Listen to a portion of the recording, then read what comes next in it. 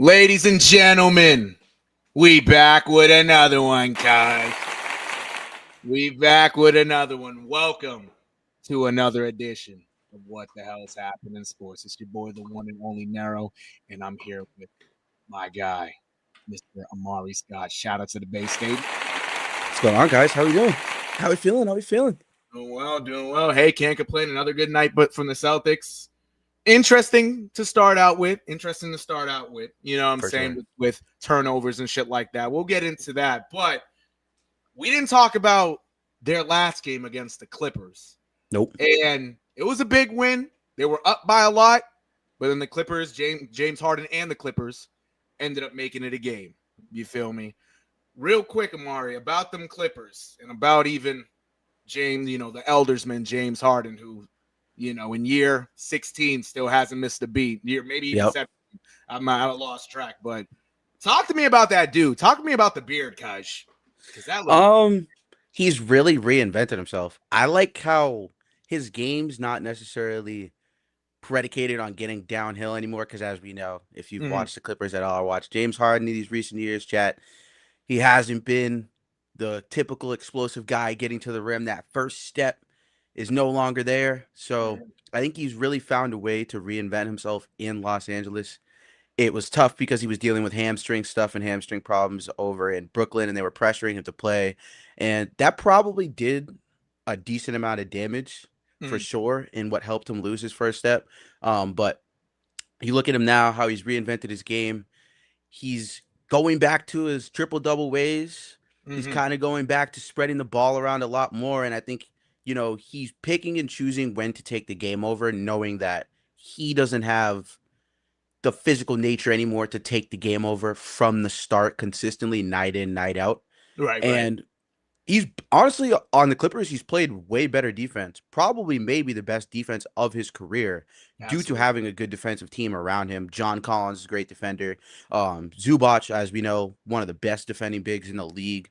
DPOY type of candidate. In last year, yeah, at least at a stretch of the season, throughout 30 of those games last year that he played, he was a DPOY caliber player. And then you have Norman Powell, one of the best perimeter players on the whole entire team. And then you have Kawhi Leonard. Need I say more about Kawhi Leonard? We know who Right. Kawhi is. Right. So I think that type of motivation. And Chris Dunn, I can't forget about him too. Chris Dunn, great defender. So being around all these guys, going up against them in practice, you have to play defense too. And I feel like that has propelled him too as well on this Clippers team to be a little bit more of a complete player. I think this is the most complete we've seen Harden, like the most complete version of him as a basketball player.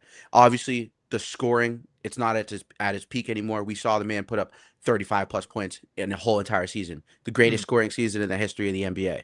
Absolutely. So, I think reinventing himself on this Clippers team, spreading the ball around, he has the tools to do it. This might be the best roster James Harden's ever had, besides that one run where they lost after being up 3-2 to the Warriors. This might be the best squad because you can't really say the Nets because Kyrie didn't play much. He didn't play much. Durant was really the only one. Exactly. So you hope to see, at least at this level with Harden, I want to see him get one, bro. I really, really do. I want to see him win a championship. I think that would solidify him a little bit more as far as one of the best shooting guards or guards to ever play the game. He just doesn't have that ring, and I know it's a team accomplishment, but Right. he played well against the Celtics. He's played well against good teams all year. So yeah, I mean, I'm always rooting for James Harden. I've always been kind of harsh on him because he didn't play defense, but now that he's playing defense on this Clippers team and he's got a good supporting cast, like the sky really isn't the limit for them. They could, although we do see what the Thunder are doing with no Jalen Williams right now. I just Right. they might go They're back to back. ridiculous. They Yeah. might go back to back. If Kawhi can't stay healthy, I think the Clippers really don't have much of a chance against a team like the Thunder. But I think that they can beat the Nuggets. I think that they can beat the Rockets. I do think that they can beat the Rockets for sure.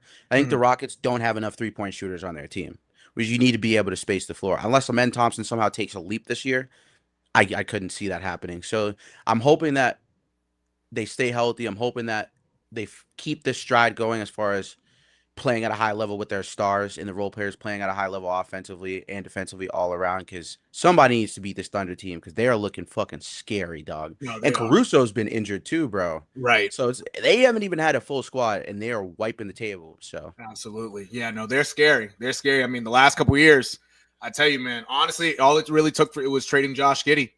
That's all it really did, And it's not to say not to knock on Josh Giddey, but to get a guy like Caruso, a guy that is a more impactful defender.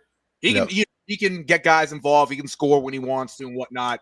But especially defensive end, that's what they really needed. And Josh Giddey himself has thrived in Chicago, along with the likes of Nikola Vucevic as well. That little tandem right there. It was a win-win for both teams. Naturally, the Bulls right now for themselves are more on the rise this year. Now they're starting to put it all together. The Thunder have been established, and I don't see anybody taking it right now. But I'm saying, at least you're taking the throne from them. You got Jokic and Denver; they're doing well. But until they prove us otherwise, right now it's the Thunder against everybody else in the West. So so hopefully the likes of James Harden also, with this Clippers team, especially now with Brad Beal being out and Kawhi Leonard still having his injury woes.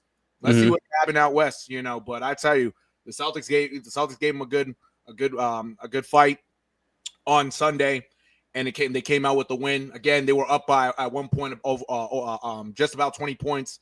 James Harden led the comeback, and quite frankly, hey, Celtics pulled it out, but at the same time, it could have went any other way, really. It could have on defense, So good win for them on Sunday. Obviously, Sunday was 2 days ago. They did play tonight. They did play the Nets. And with that being said, chat. That being said, let's talk about this shit real quick, guys. The vibes, cuz again, shout out Terrence Mann right there in the picture, Lowell legend. Exactly, Terrence Mann, man. A Mass legend. Shout out to BABC. Shout out to Lowell Mass. 113.99 final. Terrence Mann, didn't come up with the dub against his hometown squad, man. Tough for him, but I would love to see him on our team, man. His game fits our team. Oh, definitely. No, I like his game. Home. That's a fact. I like his game. He plays defense. He might not be, the most impactful scorer, but when he does get an opportunity to score, he can put up points, but he does it everywhere else on the court, whether it's defense, getting guys involved. I like him. I've always have. Even when he was on BABC, he was, watching him play in person, he was smooth. He was a dog. He was a dog, man. Hell yeah. But yeah, Chad, 113.99 final, obviously. As you see right here, Browns 29 lift the Celtics. So we already know how many points Jaylen Brown scored. 29 points, 9 of 19 shooting, 4 rebounds, 4 assists, a steal. Derek White chipped in with 15 off 6 of 15 shooting, 5 rebounds, 4 assists, 2 steals, and 2 blocks. Typical defensive presence right there from Derek White. Peyton Pritchard, 22 points, 6 of 16 shooting, 10 rebounds, 5 assists. Anthony Simons ended up with 11 points. He actually was held scoreless in Sunday's game against the Clippers. Nice way for him to come back. Even though it was only 11, it was much needed 11 points, especially during the scoring run that he had early on in the game. So that was a plus. And Josh Minott off the bench this game finished with 10 points, 3 of 4 shooting, and he did have 4 rebounds as well. Jordan Walsh as another one. Him and Kata combined for 10 points. Jordan Walsh only took 2 shots. Obviously made both of them. It doesn't really show on the stat sheet, but he was playing defense as well. I know you don't see the blocks and the steals, but he did give some great minutes. Even though he only played 11 minutes, it was still impactful right there. And Neemias Queta with the 6 points, 7 rebounds, 2 assists. Can't go wrong from him right there. I know we started with the Celtics today. We usually start with the losers. I had to start with the Celtics. I like the night that they played, and we'll get into also with how the game actually was, because me and Amari watched it. It was a little bit ticky-tacky. We'll get into that. It was. After no doubt about that. No, facts. After this Nets stats, it wasn't really much from the Nets. We don't really give a fuck about the Nets, no bullshit. But Michael Porter, 25 points. Exactly, indeed. Yep. Man, I swear to God, yeah. Trash ass team. Oh my goodness. Yeah, I'm telling you, bro. That's why I really don't want to read these stats, but I got to give them a little bit of respect to read their stats. But only one that really did shit, obviously. Michael Porter Jr., 25 points, 8 of 16 shooting, so he shot 50%. From the field, 50% from 3, 4 of 8, 6 rebounds, 2 assists, 3 steals. Yeah, it's Michael Porter Jr.'s team, but again, there's not really much else besides him. Terrence Mann, the Mass native, 3 points, 4 rebounds, 7 assists. Nick's Claxton, finished with 7 and 11, 1 and 9 shooting from the field. Tough game by him. Noah Clowney with 13 points. Igor Demon, the rookie, 12 points off 4, 10 shooting, 3 rebounds, 4 assists. Zaire Williams off the bench had 12 points off 4 of 11 shooting. And Day'Ron Sharpe, I'm going to get into Day'Ron Sharpe in a little bit, but 16 points, 7 to 10 shooting, 7 rebounds, 2 assists, 3 steals. Good stats by him. I got a little story about Day'Ron Sharpe. Shit. I got a little story about Day'Ron Sharpe. After me and Amari, talk about this game and kind of really how it went. Yeah, we'll I'm gonna dive into Day'Ron Sharpe, no cap, because that nigga right there, I got a little story for y'all. But in the meantime, Mr. Scott, in terms of how this game was played, and we kind of talked about it even a little bit while the game was going on, especially you. We're chatting about it. Tell me about the fouls in this game, because the last time, it seems like when they played the New York Knicks early this year, a few weeks ago, they had a lot of turnovers and a lot of fouls.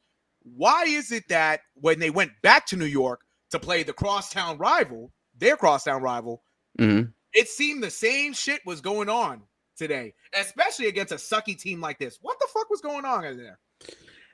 I don't know. The Knicks, see, here's the thing about the Knicks. Everything's cool. The defense is great. You can dress it up however you want to. Right. Mikal Bridges is a choke artist. We saw that last year. OG Anunoby is so limited. Like, those two are so limited on offense. You can see how much they're hurting without Jalen Brunson. Right. It's very clear Jalen Brunson runs the offensive ship, and without his gravity in terms of just playmaking, scoring, driving to the basket, dribble penetration, all that stuff, you can tell that this Knicks team, and Karl Anthony Towns, I've tried to defend him so many times, and I can't anymore. It's just extremely hard to defend Karl Anthony Towns. Oh, that's why you absolutely. see teams like the Nets and some of these other teams making it a close game with the Knicks, because this team offensively, it's a one-dimensional offense, and if Jalen Brunson isn't out there, you see how different it is with Deuce McBride and Josh Hart running the point. And not to say they're bad basketball players. I'm not saying McBride and Hart are bad basketball players. They're just not Jalen Brunson. And then you look at this Nets team. The reason why the Nets have had some close enough quarters, enough to stay in it in some of these games and haven't really gotten blown out too crazy, is because they have to move the ball. They really don't have a choice. Michael Porter Jr. is also a pretty one-dimensional offensive player. He doesn't really make well. He doesn't really know when to pass in certain situations. He doesn't drive to the basket a lot either. That's not really his strength. So I think with having to spread the ball and everybody touching the ball, like, this Nets team has found a way to keep themselves in games because there's no clear-cut best player on this team. You could tell me Michael Porter Jr., but I just think he's the best clear-cut scorer. Right. I think Nicholas Claxton's probably the most important player. He's been there with some experience. He plays defense. You feed him the ball, pick and roll, or you feed him in the post, he can score. But I just don't think that they have an identity. And I think that that's why they're playing so free, and more free than they've played in these past recent years. So a guy like Day'Ron Sharpe too, he's a good player, but he's a better defensive player than I'd say an offensive player. And also there's no Cam Thomas. So when Cam Thomas comes back, that's when I feel like, Cam Thomas is a great scorer, but then again, it's the same story with MPJ. It's like they're going to have to find a way to coexist. And I think that'll be the downfall of this Nets team going through the rest of the season when Cam Thomas comes back.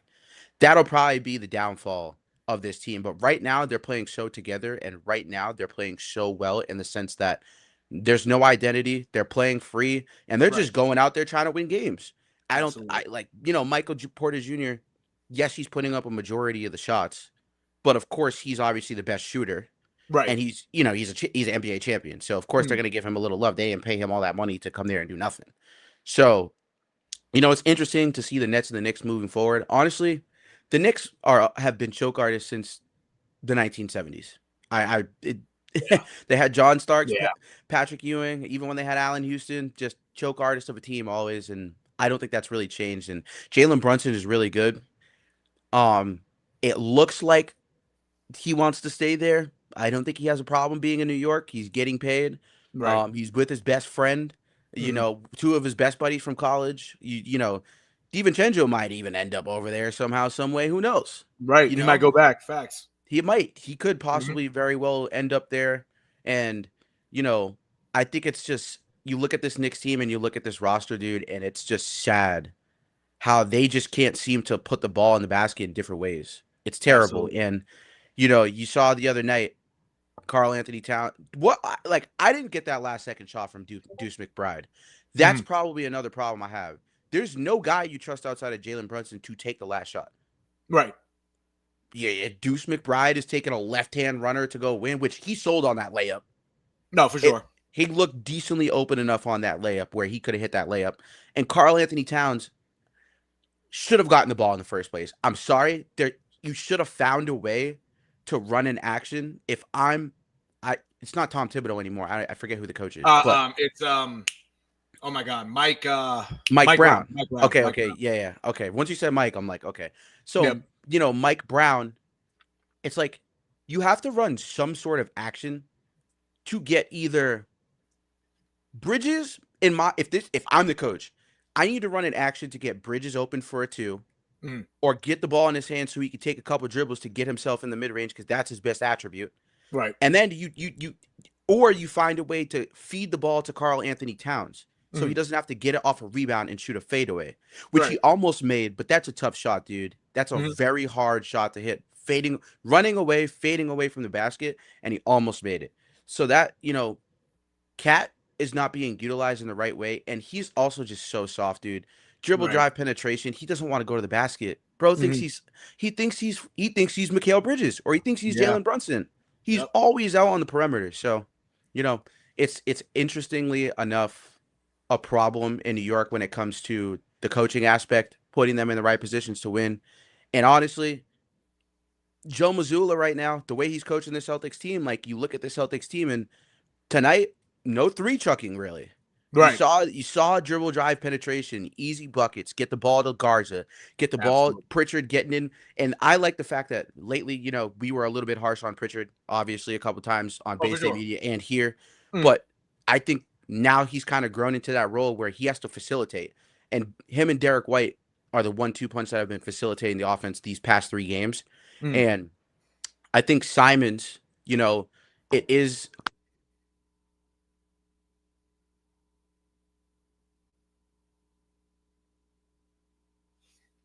Oh, hold on. Hold on. Because the mic messed up. Oh, can't unmute you yet. Oh, I think your mic is disconnected. I think it disconnected by mistake. Okay, there you go. You're back. You're back. Yeah, yeah. all right, awesome. Sorry. No, Yeah, you're good. so you look at that situation and you look at Simons, like you just hope that Simons continues to get these types of minutes and Mhm. continues to try to find his way into the starting lineup. But obviously you can't sit Derek White. But if Pritchard keeps playing like this and facilitating the offense and really finding guys to get open, he's making the smart plays. He's not really the one turning the ball over. I don't know when Right. Jalen Brown's gonna get a left hand. It's getting Right. fucking egregious. I don't know how Right. many times he lost the fucking ball tonight. Yeah. So Yeah. yeah, that's I feel something to you. I feel definitely you. No, look at. no, exactly. Because even with Jalen Brown, again, when you look at Jalen Brown as a whole, the first thing you're gonna look at is the points, right? You're gonna see the 29s, the 28s, the 35s. You know, you're gonna see the 41s that he dropped earlier. Like you're gonna see that, like, oh, it was a great game. But if you actually watch the game, and especially if you look at the turnovers, you know, some of it is attributed to bad passes, but everybody has bad passes during these games, you know, so it happens. But when it comes to him actually dribbling the ball and him getting the ball knocked away from him and then having to get the ball back, I'm telling you, for the last 10 years, it's the same shit Mhm. over and over and over again. And it's like you said, when the fuck are you going to get a left hand? That's it. The only weakness to Jalen Brown's game right now, truthfully, is not having a left hand and free throw shooting. That's it. That's it. Playmaking too. And playmaking too. Like if he had and that's three right there. So if he and you can improve on all three. And quite frankly, in year 10, you should have improved on this by year 5, year 6 when you've really started being acclimated. And I it think seems Tatum stunted his growth. he probably did. He I probably think did. Tatum, once we got Tatum, I think the idea of Brown being the number one guy was all out the window Oh, for because sure. of because of how young Tatum was and how great he was playing. Nigga dunked on LeBron his first year in the playoffs. Like, bro, Right. how many niggas can say they dunked on LeBron and Not chest many. bumped him? Not many. Yeah. And then Exactly. you look at the way he was playing too. Now you saw his progression, right? The progression you just said with Jaylen Brown. Hmm. Tatum took that leap actually before the championship year when they played the Warriors. He Yeah. took that leap after the Warriors that season. And that offseason, he really worked on passing, moving the ball, when to pass, when to Right. drive. Yes, we can say Tatum's shot IQ is the one thing that hasn't improved, Right. but I can live with the shot IQ. Right. If you can move the ball and you can be a 28 7 and 8 player Hmm. because you're so good at moving the ball and you're so good at playing defense. Because let's be real, Jaylen Brown is a great defender, but now you look at him without Tatum, and you're really seeing the difference between Tatum and Brown. You're really Exactly. starting to see it. And I know a lot Exactly. of Celtics fans, including myself, sat here and said Brown was better for a couple years. And Hmm. I completely obviously was wrong about that because looking at this now with the ball in his hands, he just, it's his head's down. He goes to make one move, dribbles twice with his left to go back to his right hand Right. every time, and they know what he's gonna do, and it's either a spin at the elbow or I'm gonna two-step drop step and go up, and it's like you have to have some sort of arsenal or some sort of ability to dribble enough in case you get in trouble, dribble yourself out. I hate the fact that this nigga picks up the ball all the time. Bro, all the All the time. He's time. picking Yeah. up the ball all the time. And Yeah. it's like, dude, you're in no man's land at the elbow. The moment you get to the elbow, at that point, you either dribble drive through or you pass or you make it to the basket. It's one of the three. And Right. he's always either picking it up and turning to look for somebody and they're not there, or he's leaving his feet to make a pass. And it's like, bro, this is like grade school stuff, bro. Like it's like grade school shit. And I know Oh, we're for sure. talking about the NBA, but like as someone who played guard their whole life, like my coach was like, you pick up that ball at the elbow or you pick up that ball where you're not supposed to under the basket, you're in trouble because you're passing to someone who doesn't even have the IQ or the handle enough to move themselves like you do. You have Hmm. to be the one to move with the ball to be able to do that. And Brown, if you're going to be the alpha until Tatum comes back, and we want to have Tatum come back, and we're going to make the playoffs, Right. you have to be able to do these things. And when Tatum Exactly. comes back, you could go back to just scoring. That's cool. When Tatum comes back, and if Tatum is in a shell of himself, beautiful. Let's roll. But like at this point, Jaylen Brown, bro, you need to somehow figure out how to move the ball better. You need to get a left hand and stop picking up the ball at the goddamn elbow. Please. Absolutely. Absolutely. I tell you, if he can just try to work on that, and if Mazzulla can get in his head, if he hasn't already, to do that, one, it puts everybody else around him in a lot better position. And two, even for himself, Mm-hmm. if he actually just keeps the ball on the ground, while he's dribbling, at least to either get to the basket or pull up, it's a lot better. But Yep. once you pick up the ball and you have guys, trying to smack at it or whatever, play defense on you, and nobody else is really open for a good shot, you're in trouble. You Yeah. are 100% in trouble. So, again, even with that, it's still early in the year, and I'm glad the Celtics are over 500 now for the first time this year, now at 8-7. He's Mm-hmm. done some good things. He's done a lot of good things, but as much as he's done good, you've seen the Jaylen Brown that you've had for the last 10 years. You're still seeing it, and it's one of those things also. It's like, will it ever improve? Maybe not. Or if it does It improve might. It might slightly, not. yeah, exactly. Or if it improves slightly, it'll be, a little more when Tatum comes back, because at least there's less pressure off him. But for right now, nigga, you the man. And we've said it countless times on here. We probably said it. It's probably been 10, 12 lives of Celtics basketball so far this year. Said the same Mm-hmm. thing every fucking time. Nigga, you're the man. If you ain't the man, who else is going to be the man? It's you. Come on, bro.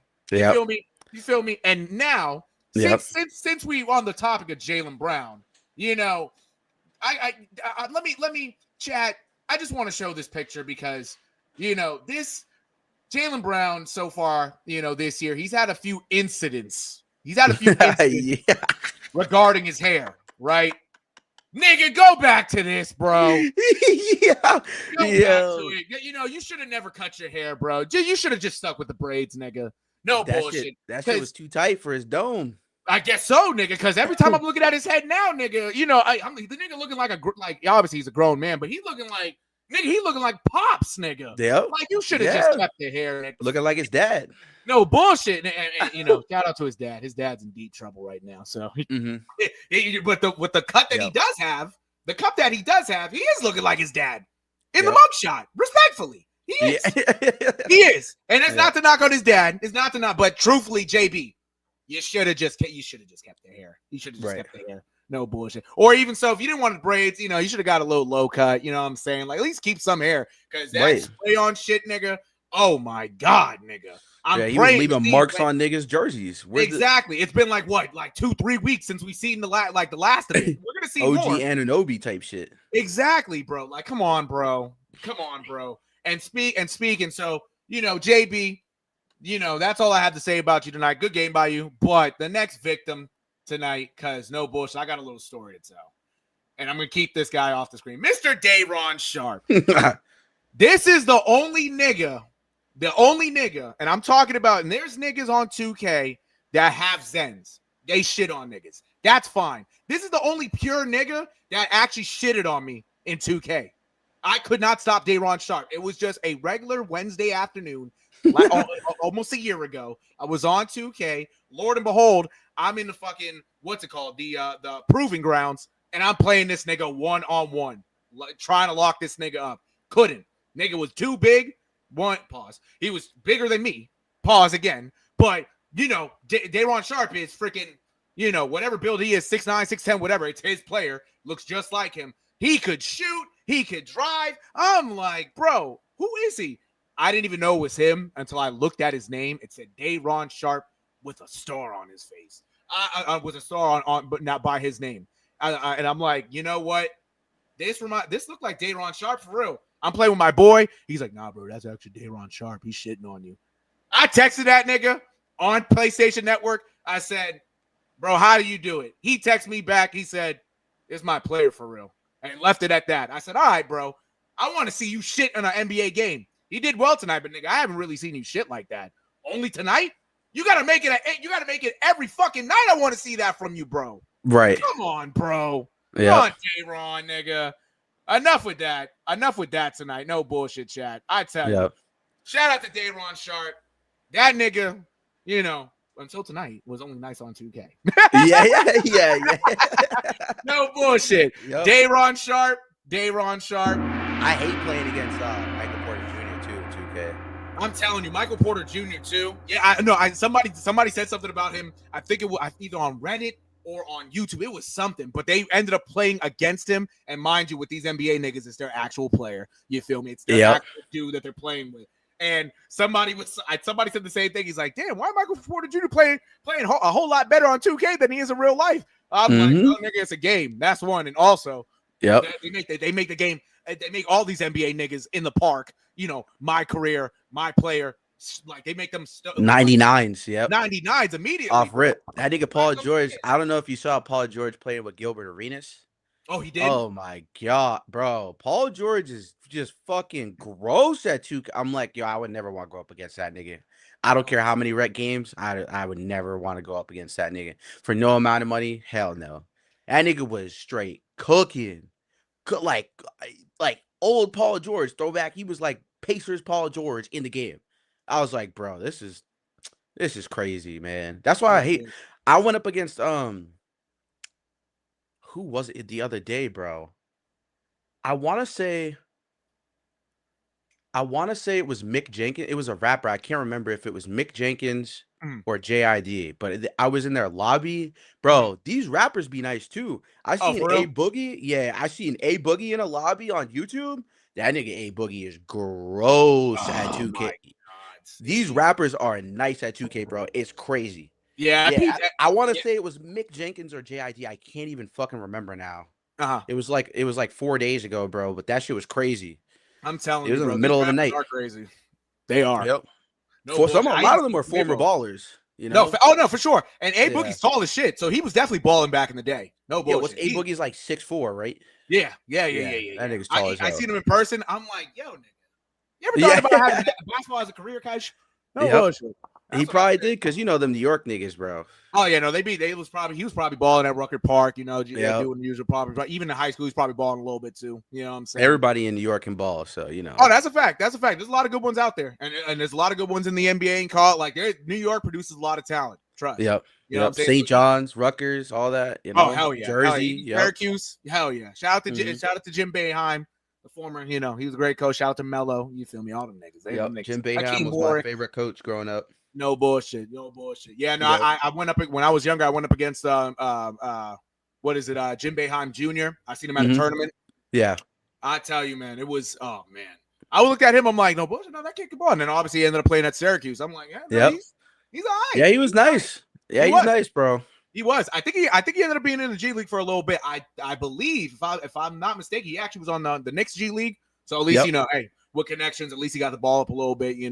Hopefully he's probably balling overseas right now. He's our age, so he's probably doing a little something. Oh yeah, absolutely, 1,000%, 1,000%. Shout out to the chat too. Shout out to DJ. He said Nick Claxton is a stick. Yeah, he sure was tonight. The nigga couldn't do shit tonight. Yeah, bro. he couldn't. That's the one thing too. He hasn't gained weight. So. Oh no, he hasn't. No, he's and that's the thing. Like if Nick, see, that's the, and I will say real quick before we move on from the Celtics Nets this game. I will say real quick, Nick Claxton overall, like Amari said, if he just gained some weight and actually played with more aggression, yep. If he could be a top 10. Maybe even it could be a stretch. Maybe even a top 5 center in the league because the talent there. It's just the aggression ain't there. The aggression, and he gets bullied a lot too. He got bullied. He does. He does. There's not much he can do either. Oh no, for sure. And that's the thing. Like it's only his game. Obviously, is in the paint. He can shoot a little bit, but even his shooting, and it's not that great either. It's like it's one of those things. It's like you're not going to win many games with him shooting 1-9. In games that they have to win, or they should win, it got to be other guys like MPJ, Cam Thomas when he comes back, Terrence Mann, even Day'Ron Sharpe off the bench, maybe even Day'Ron Sharpe in a starting role with him, the two big lineup, that's going to be effective. But if it's just him down there and manning the paint on nights where there's a dominant center or a dominant presence in the paint, whether it's center or power forward, they're fucked because this kid tonight and a guy like Kada, even though he has the body, you should have been able to take advantage. He didn't do shit. Nope. And that just goes to show, like, obviously, chat, the Celtics do play the Nets again on Friday at home to another NBA Cup game. That just goes to show if he's going 1 for night on a night like tonight. I don't know. I don't know if I'm telling you, Friday night might be a lot tougher. It might be a lot tougher. If he can't get it going early, facts. Oh hell yeah, DJ Jokic would drop 50 on. he just dropped 50. Yeah. Me and Amari watched the nigga just drop 50. No bullshit. Yep. Yeah, literally.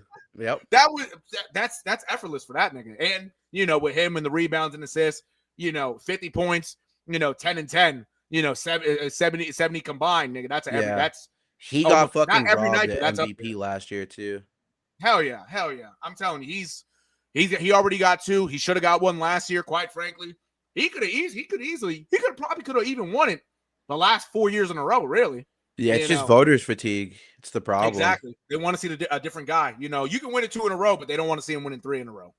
I can't hate on SGA winning it because he won a championship. That's the only reason why I can't really take anything away from him. I think Jokic should have won it, but voters fatigue. He was the first center to average a triple-double, dude. Nobody's talked about that. Exactly. It was literally just let's just give it to SGA. And mind you, SGA didn't have Chet throughout a lot of the first part of the season last year. Exactly. He was dropping 40 bombs, 50 bombs. So at that point, the first 2 months, he had just run away with it at that point, the first 2 months of the season. Absolutely. So, but I think Jokic, I still think he's the best player in the league. You ask me, Jokic is 1. I agree. Some will say SGA because he just came off of a championship, but I'm not taking anything away from SGA. I just think that Jokic's ability to literally go out there every night and put up a triple double is Mm, more valuable to me than someone who's going to go out there and just score 30 and give you 6, 7. Like, you know what I mean? right. You know what I mean? 7, Yeah, I'm 6 hip. Yeah, points. You yeah, know what yeah. I'm saying? Like, Yeah, I'm hip. 30, 36, and 7 is great. It's elite. Don't get me wrong. You should be in the MVP discussion, but a guy who's putting up a triple double every night and you're a center, and then Jamal Murray was also hurt for a portion of the year last year. It's like, Mhm. I don't know. I thought he got robbed last year, but I can't hate on SGA finding out a way to manipulate the game and the rules, just like James Harden. Exactly. He, Exactly. like, SGA's baby Harden. Even if you guys watch Starting Five chat, Mm, me and Nero, we've been watching Starting Five, and I'm telling you, Harden's on there with SGA. They're on this season together, hmm and even SGA said he models his game after James Harden because James Exactly. Harden found a way to manipulate the game, and hmm that's why I think you can't take a lot away from Harden and mm SGA because yes, you can call them free throw merchants or whatever you want to call it, Oh, for sure. but at the peak of their powers, which you're seeing SGA at the peak of his, because SGA has been in the league, mind you, he was on the Clippers Yeah. first, but people Yeah. forget that they hmm traded that man away. Right. So can you imagine if the Clippers never traded him away? Granted, they probably would have never gotten Harden and Kawhi out of it. No, But actually, you know what's even crazier about that is the reason they trade. He was trade bait for Paul George is because Kawhi actually didn't want to play with him. That's the th- fucked up part. That's the yeah, fucked up part out of all this. yeah, Their young player who they just drafted in the first round got rid of it. They got rid of him for Paul George and a whole bunch of draft picks, right? Because Kawhi didn't like his style of play. Because it was going to take away from him and Paul George, and that's fucked up. That just shows you the selfishness right there. yep, It's fucked up because one, you would have had a guy for the future, a young yep. guy who's fairly healthy. You don't see him getting MVP hurt. like player. MVP like player. And quite frankly, that big three right there, I know Paul George is long gone from the Clippers, but that big three right there for the next few years at that point, because that happened right before the 2019-20 season, Yep. that could have set you up from at least possibly winning a playoff series or two, Mm-hmm. getting to a championship. Because the way how SGA looks right now, imagine that three together back then. If you would have allowed him to develop, wow, that's a hard. But that big three right there, ooh, that's actually scary. And they're all in their prime, healthy. Yep. That's scary as shit. And Scary. we don't know what Harden would have done either if SGA had Exactly. If you stayed. ended up over there, right? We have no idea where Harden would be right now. And I Mm-hmm. think that's a good point you made too, because I was gonna say almost the same thing. I actually didn't know Kawhi didn't want to play with him. Yeah. I thought it was because they just wanted Paul George more, and they Uh, were like, let's just give this kid up. But I actually never knew that. So yeah. that's actually crazy because like That, you would think Kawhi, like he's a team guy, you know what I mean? Like uh-huh. he's this very quiet guy, and like Mm-hmm. the fact that he was able to dictate that situation, like I'm sure Steve Ballmer and them regret that Oh, for for sure. sure. For I sure. 1,000% because Steve Ballmer really cares about that basketball team, minus Absolutely. his outside Right. activities. Minus his outside activities. For anyone watching, do not watch that Clippers show that's on HBO. It's actually fucking horrible. But Oh, for real? Ooh. they be telling a lot, yeah, because it's it's like a parody show. Like it's actually so fucking horrible. I wasted my time watching the first 2 episodes. It was absolutely fucking garbage.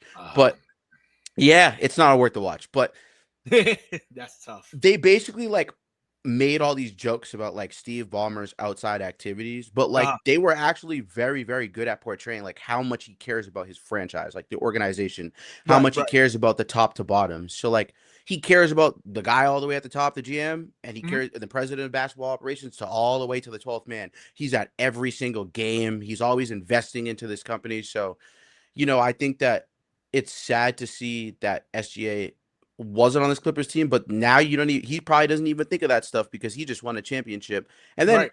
OKC has all these first round draft picks for like the next 6 years. Dude, Yeah. it's just fucked up. It's scary. Exactly. The Thunder Exactly. genuinely might, honestly, they could three-peat.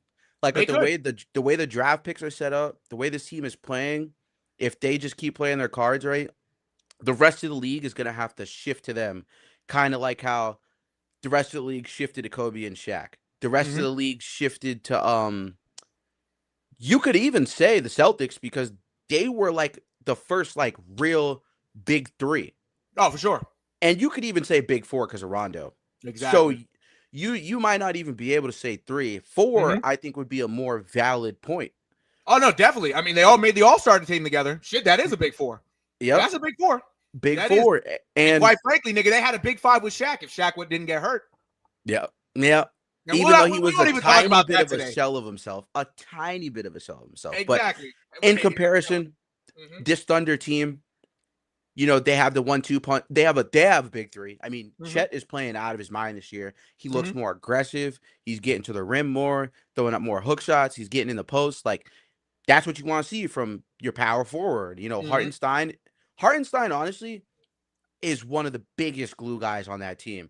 I love J-Dub, SGA, and the Chet big 3 because their skill sets are all so different. Oh, for sure. SGA can score at all 4 I like to say 5 level scorers because there's 5 level scorers instead of 3. You know, you got your 3-point, you got your 2-point, you got your drive to the basket, you got your post play, and then you got like kind of like, you know, the off the dribble game, being able to score anywhere or just being able to score off the ball. You know what I'm saying? Getting yourself open off the ball. So I think SGA being a 5 level scorer opens up a guy like J-Dub, who is a 3 level scorer. He can score at the 3, the mid range, and drive into the basket. Whereas Chet Holmgren, he's also a 3 level scorer, mid range, 3-point, and the post.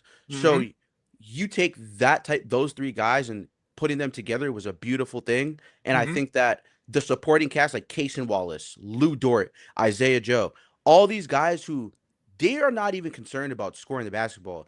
They know they go get a steal, they go get a steal, they go get a block, they lock up somebody else, they go get their bench minutes. Their second unit is better than the Nets starting unit. Oh, for sure. Literally. Yeah. That, like, you think of the worst teams, their second unit is probably better than a lot of first units. Absolutely. Absolutely. And even then, this is why I think the Celtics still have a chance. Because our rotation of 10 guys is what's going to get us either 7 or 8.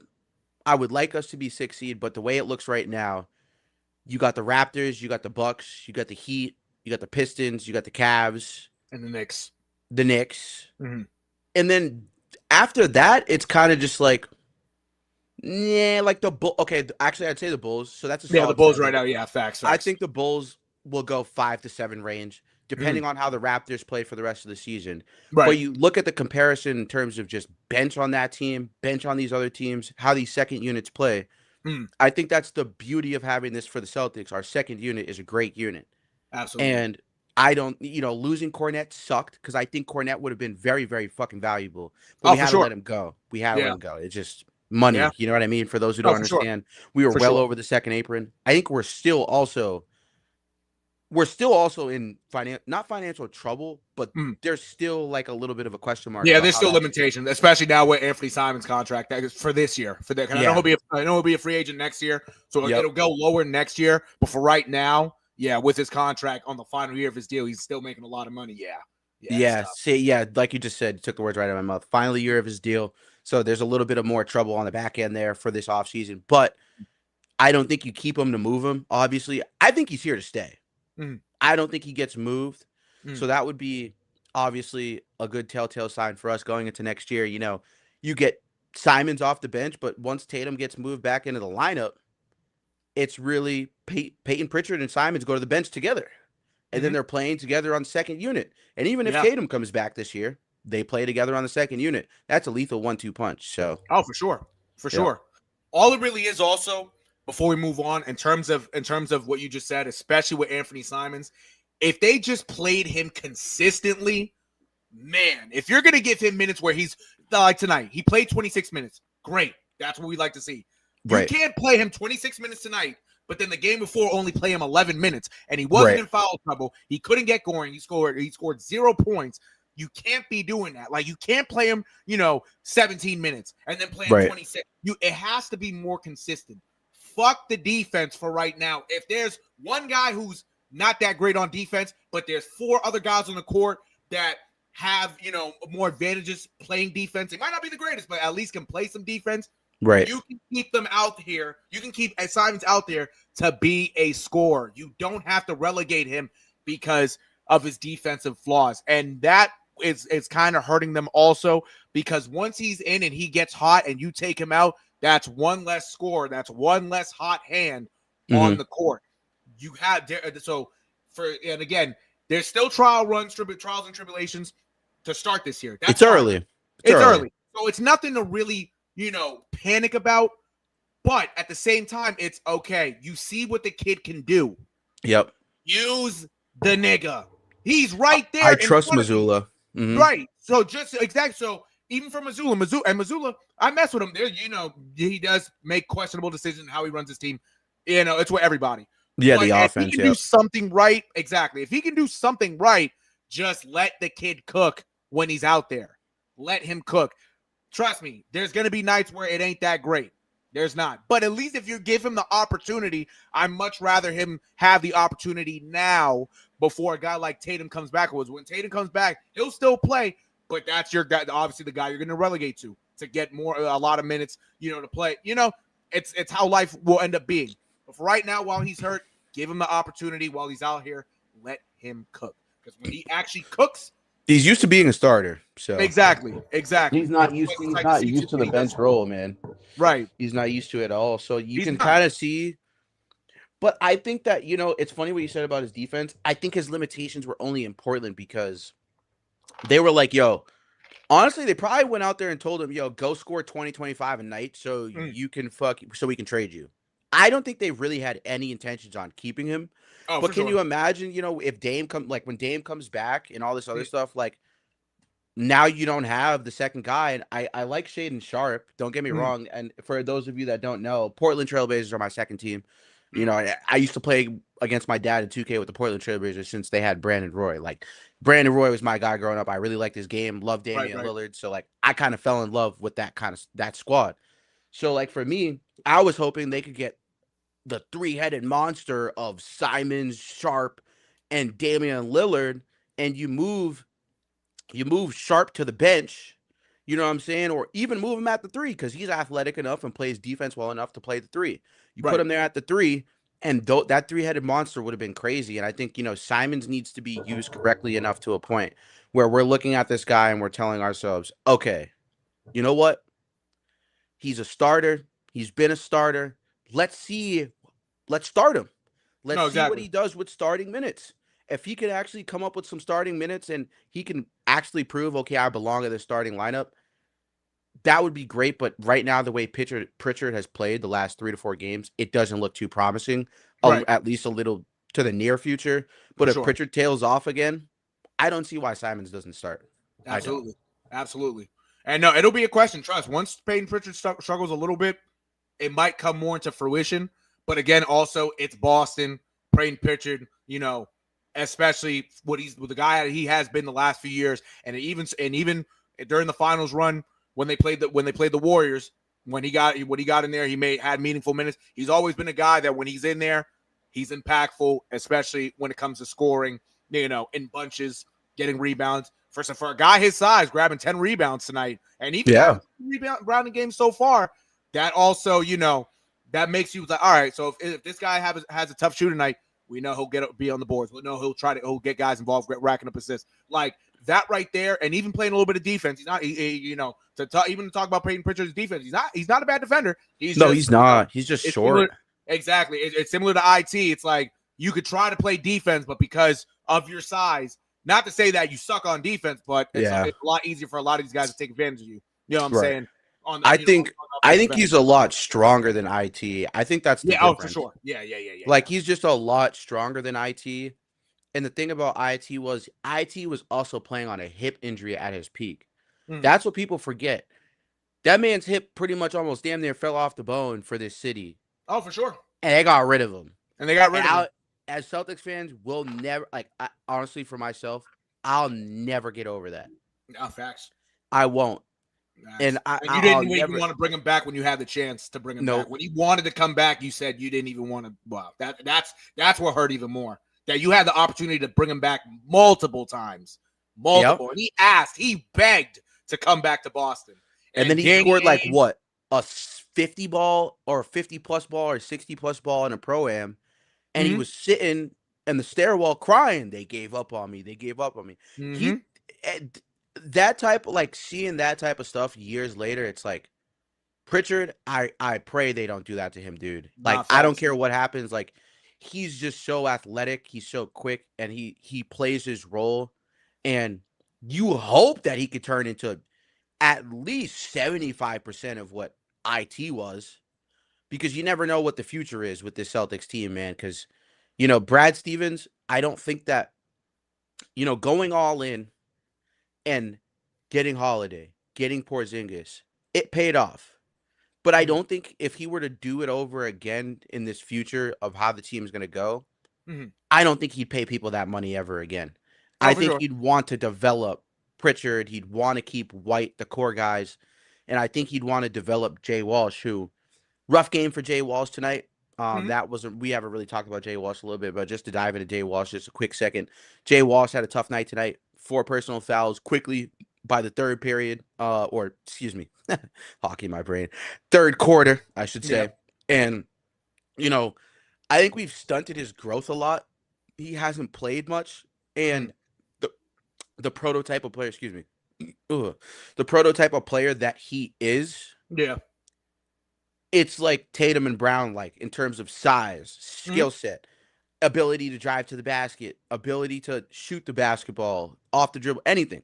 It's Mm-hmm. very similar skill set. So I think that we stunted his growth, and getting rid of JD Davison was kind of like head scratching. Yeah. I didn't get that, to be Yeah. quite honest with you. I feel like we could use him right now with no Tatum. He's Oh, someone for that sure. definitely would have gotten minutes. G League MVP, was averaging 35 plus points a game in the G League. Like, just killing dudes. So, like, you know, I think that Missoula and Brad Stevens definitely have their heads at this table, looking at this year like a bridge year, and Oh, for sure. you're seeing a lot of the bridge play. So, but Absolutely. we love this Absolutely. team. No, for sure. For sure. And again, it's a lot different of a team this year. Again, without, the guy. We don't even Hmm. have to make the name. But everybody know who's tuning in. Yeah, And even if you don't if you know Boston, the Boston Celtics, you know who's not out there. You know who's just sitting on the bench every game, watching his team, helping his team, coaching, you know what I'm saying, at the moment, because he can't be on the right, court. It's a right. lot different of a team. It is. So, Yeah, he is kind of out just there. have to. Honestly, yeah, you're right. He's been on the bench a lot, which I love to see. Oh, for He sure. For has. You're sure. right. Yeah, I'm I'm telling glad you, you and mentioned that. he doesn't want to miss time. He still wants to be with the team. So you love to Hmm. see that from your star player. He still wants to be there with the guys, helping them any way they can, being Yep. there, being another voice. Energize them. Talk to them. That's what you need from right now. And you can, even though the team right now, again, they're 8-7, not a bad place, but there's a lot of it's a lot of turmoil, a lot of differences on this team right now. I mean, Right. shit, I wouldn't want it any other way. I mean, it's that's what's called somewhat of a rebuild year, but shit, I'll take it so far. Well, of course, we don't got a choice. Exactly. You just got to sit We back don't and got a watch. choice. Yeah, Yep. exactly. But enough about that. Real quick, obviously, again, Celtics take on the Nets again Friday night in Boston. NBA Cup game, their first NBA Cup game in Boston. They're currently 1-1. Yes. So yeah, so let's see We what might have happens. to see how much tickets are for that, brother. I'm gonna see what's no, maybe I'll have to maybe. go on. I'm gonna have to go on Tick Picks tonight after we get off and see what's up. Nah, facts. I'm gonna see what I'm doing Friday. No bullshit. I might have to. I Yep. might have to pop up for the one time. No bullshit, Yep. because you already know. Real quick before we get out of here, I wanted to. There was some stuff that happened today regarding the Red Sox. Actually, Yes, I'm glad. Oh my god, I was praying while you were like moving on to the next thing. I'm like, I hope the Red Sox. Yes, yes, yes. yes. Oh, I've and been by the itching way, to talk about this. before the Red Sox, real quick, DJ again. He said, "Bring Doc back to Boston." Hell no. As much as it would be kind of cool to see him back, it's kind of. I like where we're at right now. He did his time in Boston. He did his time in Boston. He don't need to come back. No, no, no. Keep him in Milwaukee, and in Yeah. Milwaukee right now for him and Giannis, it's a lot more cliquish right now. Right here in Boston, I don't know with this team, it would be right. Yeah, no, he can stay over there because He can. He can. But yes, I'm excited about this Red Sox talk. Yes, You already know. So real quick, to show all y'all, I know I just have the Red Sox Twitter on the screen. Shout out to Tyler Milliken. Real quick for y'all. So pitcher Luis Guerrero was traded to the Tampa Bay Rays for Tristan Gray.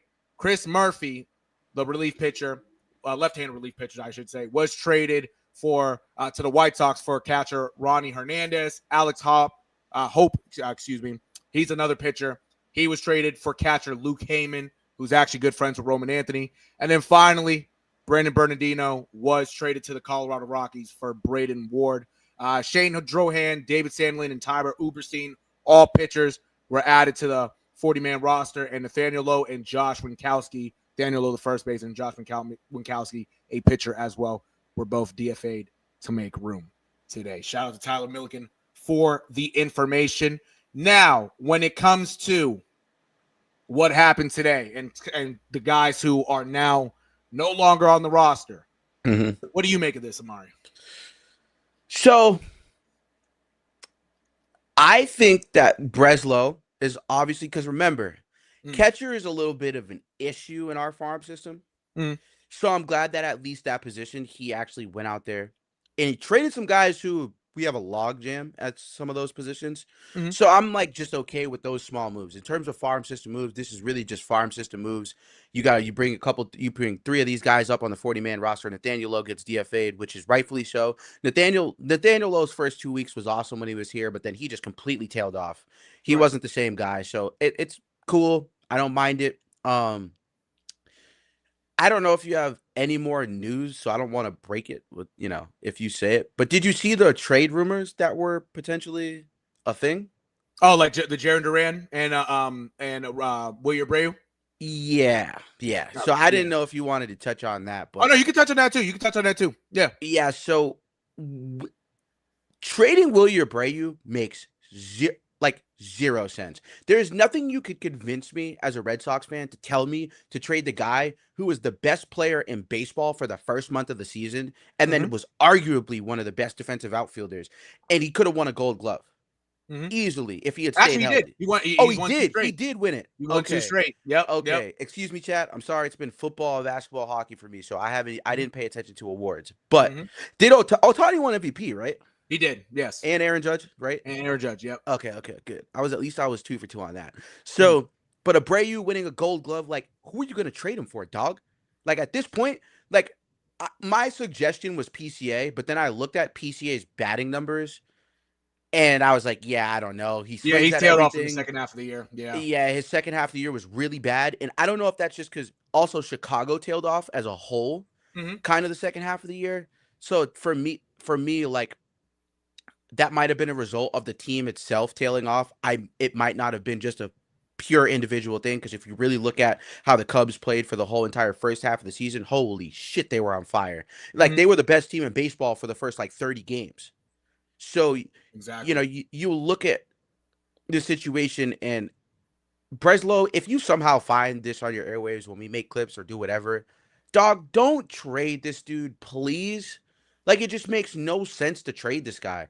Duran, I can see on the other hand, because Jarren Duran, his skill set is what some teams need a lot, and we're lucky to have Jarren Duran. Don't get me wrong.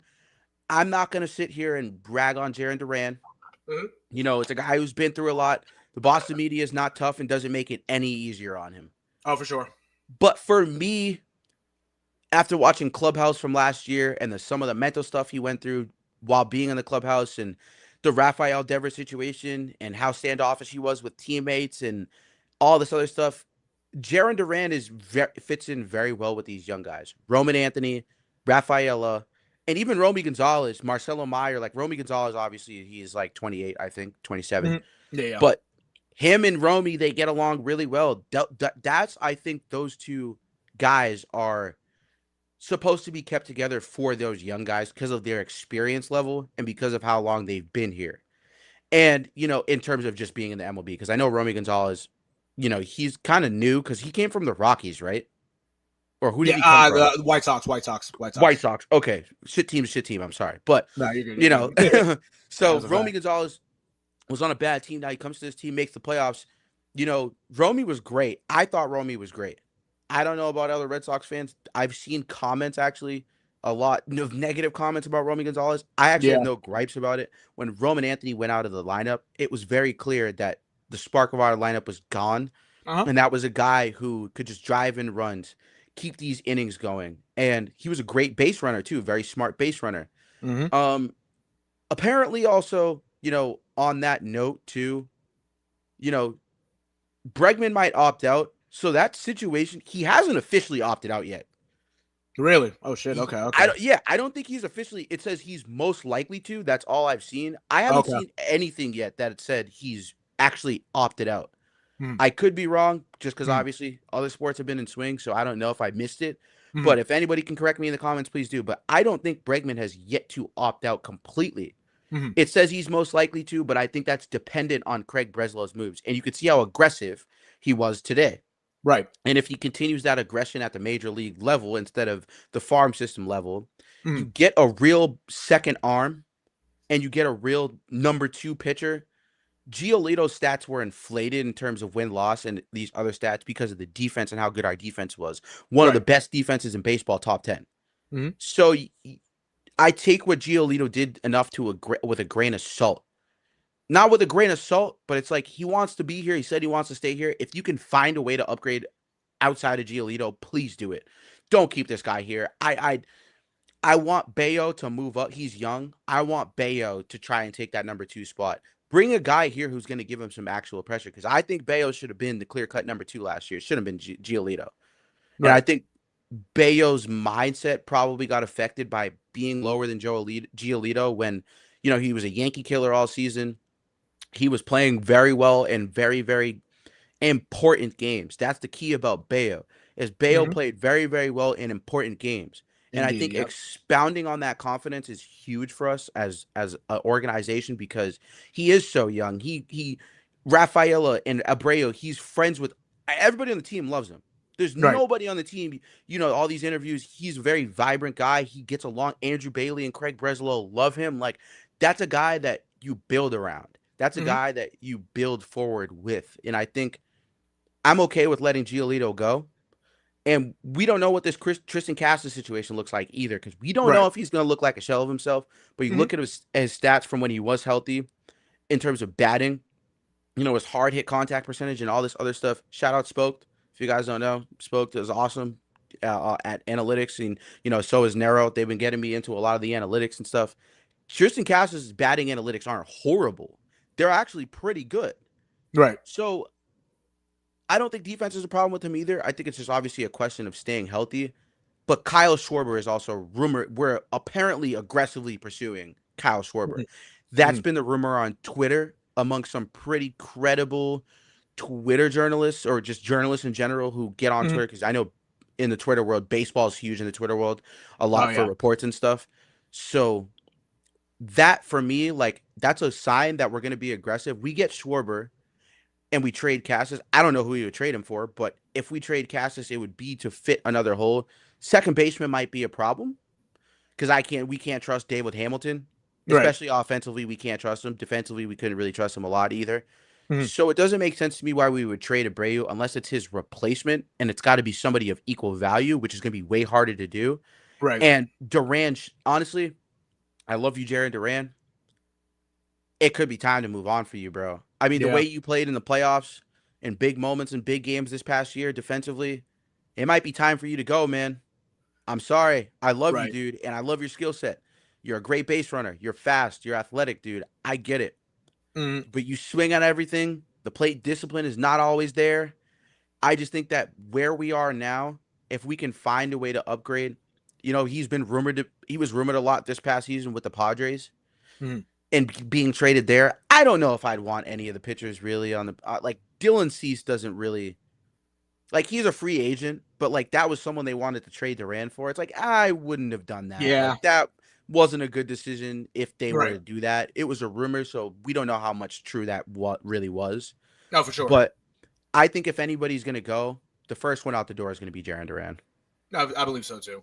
And if you do, and the crazy thing is, like, if you were to trade him, you could get a decent haul. You could. I mean, and also it's like you could also look at a team that were to try to get. You'll definitely probably get some minor leaguers for sure.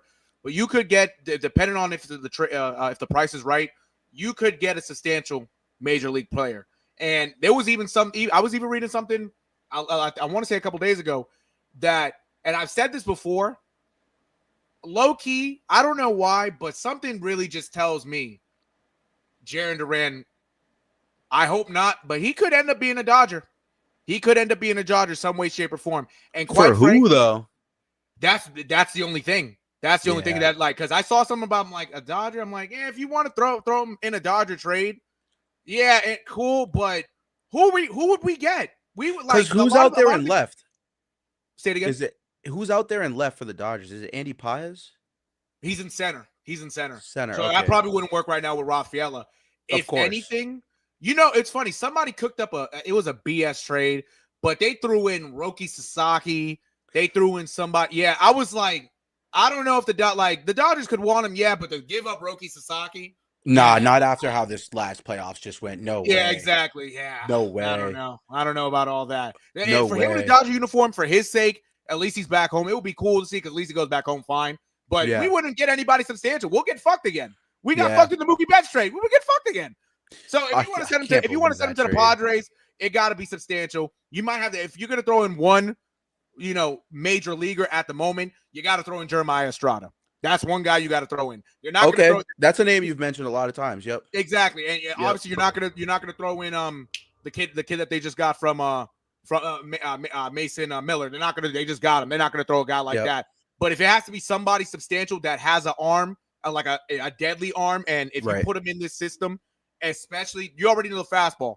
Absolutely. But if Andrew Bailey can continue to unlock the off-speed pitches, that setup right there with him in front of Aroldis Chapman, and even with Garrett Whitlock, whether he's in the seventh inning or eighth inning, oof, that's dangerous. It's dangerous, and especially in the American League in general, where you have the high flyers, the high swingers. Oh man, that right there is tough. But it can't just be him. It got to be It got to be somebody else too. It has to be somebody else too. But even for Jaren Duran, also, if you want to throw him into the Joe Ryan trade, fine. Because at least his bat in Minnesota will actually play very well, especially with their wall getting triples. You saw him get a triple this past year over there. So his bat over there will play substantial for that team. Absolutely. But it got to be Joe Ryan or nothing. That's what I'm saying. If it's Jaren Duran, it has to be somebody impactful. It has to. Right. It can't just be pennies. Because if you traded for pennies, you might as well just have kept them. Yeah. And apparently Same thing with Abreu too. And apparently we're pursuing Bo Bichette, reported by Jeff I saw that too, yeah. That might piss Trevor Story off, and I don't like that because of how well Trevor Story played. Yeah. Just leave Bo Bichette alone. Honestly, he's not coming here. I think he just wants more money. That's really what it is. Because I think I saw the report, obviously, in our Discord.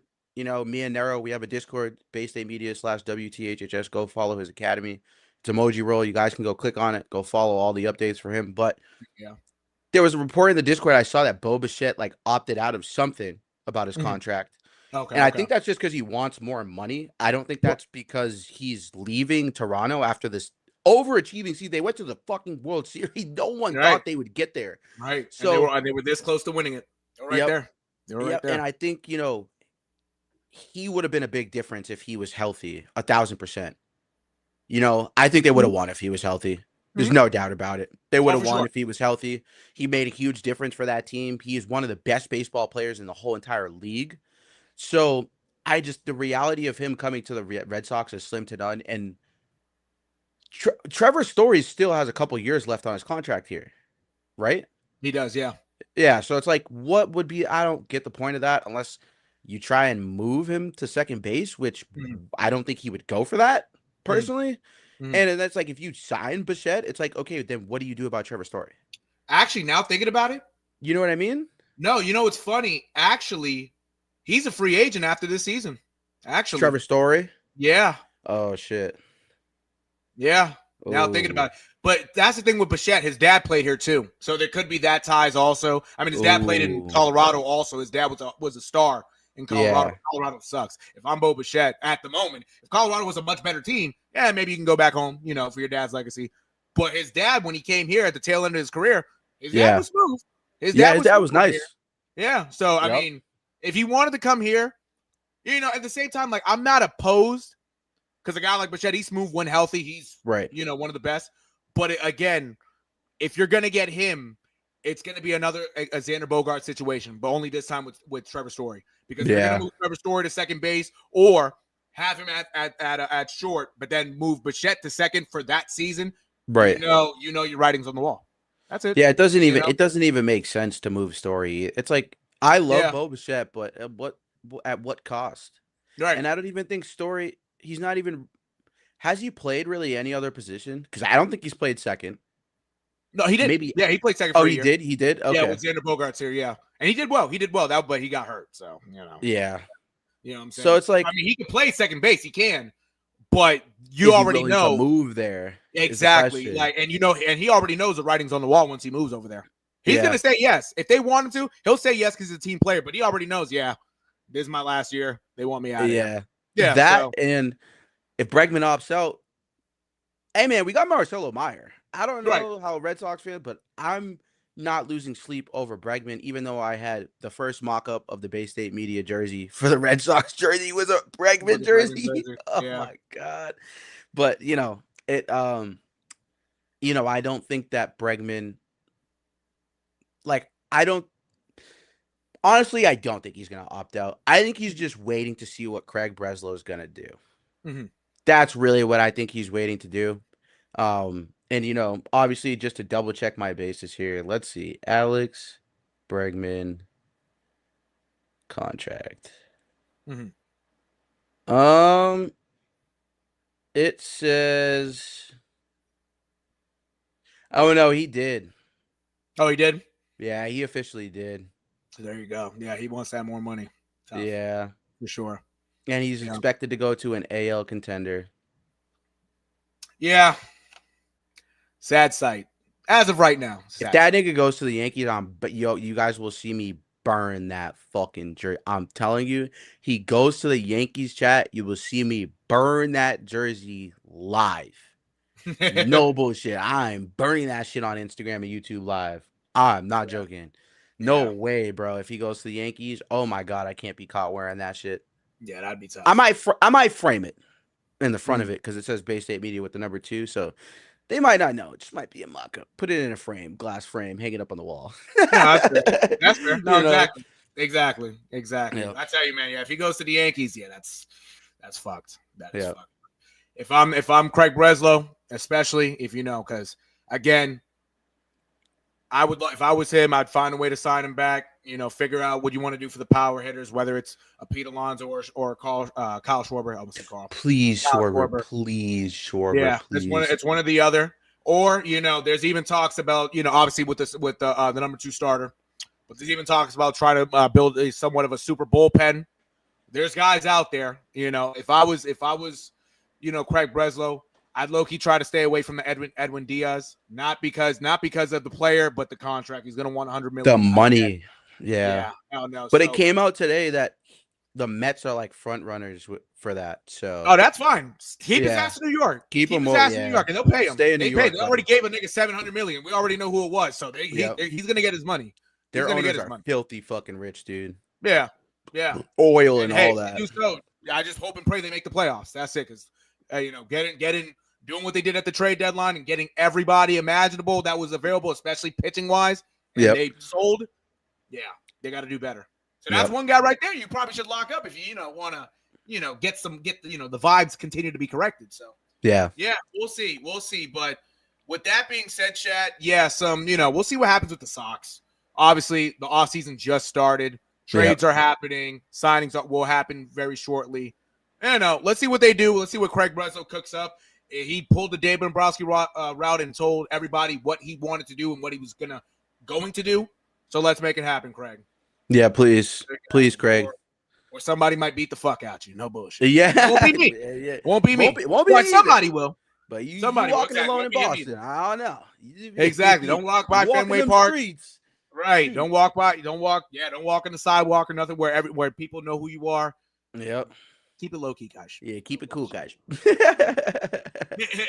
But Chad, with that being said, this has been another edition of What the Hell is Happening Sports, man. Wrong thing. I didn't even want to play that. I wanted to play the claps, guys. I wanted to play the claps. I tell you, man. Hey, we made it through another one. Yes, Yeah, sir. you already know the Beautiful vibe. one. Shout out to Beautiful my boy one. Amari Scott. You already know. Shout out to the Bay State Media. Shout out to Amari. You already know, guys. It's been Yes, another edition. indeed. Hell yeah. It's the one and only NERO, man. We'll be back with another one very shortly. See what happens on Friday with the C's. I know Amari got the Bruins tomorrow with the Bay State Media, so go tune in on that. Like and Yes, subscribe indeed. to What the Hell's Happening Sports. Like the live up. And like and subscribe to Bay State Media as well on YouTube and on Twitch. We are also live on Twitch, so go do that for us. Yes, indeed. Yes, Yeah, indeed. yeah, chat. You already know, but we will see you on the flip side, man. Peace. Yeah, love y'all.